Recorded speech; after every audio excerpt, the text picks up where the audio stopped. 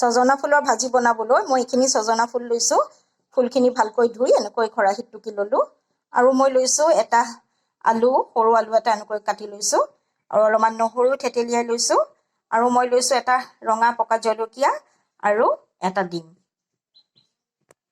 আন্দাজ অনুযায়ী তেলখিনি গৰম হৈ গ'ল আৰু এতিয়া মই সজনা ফুল আৰু আলুখিনি ইয়াতে দি দিছো এতিয়া হালধি আৰু নিমখ মই এনেকৈ দি দিছো আৰু থেতেলিয়াই লোৱা নহৰুখিনি মই এনেকৈ দি দিলো আৰু এনেকৈ আৰু গেছ ষ্টভটো মই মিডিয়াম টু লোত দিম আলু আৰু সজনা হৈ গ'ল এতিয়া মই পকা জলকীয়াটো দি দিলো আৰু ডিমটো এতিয়া মই একেবাৰে হেকত ভাঙি দিলো